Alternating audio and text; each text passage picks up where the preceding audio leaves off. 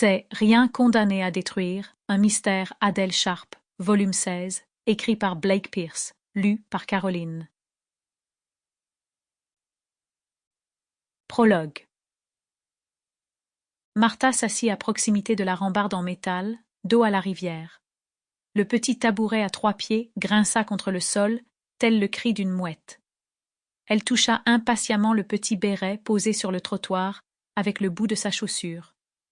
Le faible tintement lui indiqua que la récolte de la journée n'avait pas été très impressionnante. Elle entendit des bruits de pas se rapprocher derrière elle, résonnant sur le trottoir du boulevard.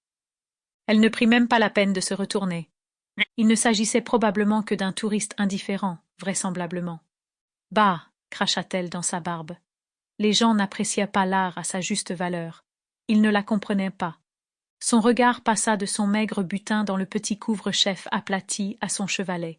Elle pencha la tête et observa la caricature de sa vedette de cinéma préférée. Le menton de l'homme était parfaitement allongé.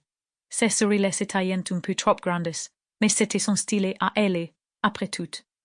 Les points roses et verts brillants impliquaient une distance entre le cœur humain et les forêts qui l'entouraient. Les guirlandes de Noël qu'elle avait utilisées, collées, aidaient à établir la nature éthérée de la conscience. Il fallait un œil averti pour réellement comprendre son travail. Martha secoua la tête avec un air dégoûté, puis se leva, faisant vaciller le tabouret. Elle n'avait pas le temps d'enseigner le regard critique aux masses. Elle rangea rapidement son matériel de peinture. Plusieurs pinceaux étaient appuyés contre la paroi d'un bol rempli d'eau de la mer Méditerranée.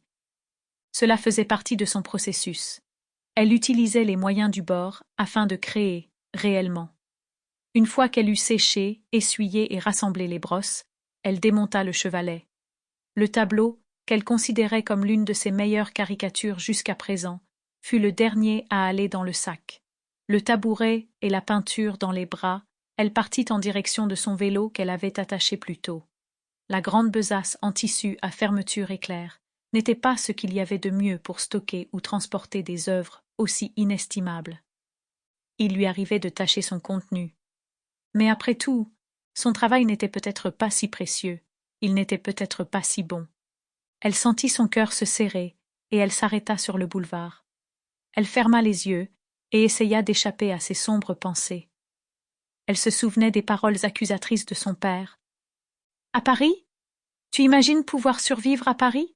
Tu n'es même pas douée? Tu es mauvaise, Martha. Nulle !» Elle se mordit les lèvres, hantée par ce souvenir. Elle distinguait encore. Sample complete. Ready to continue?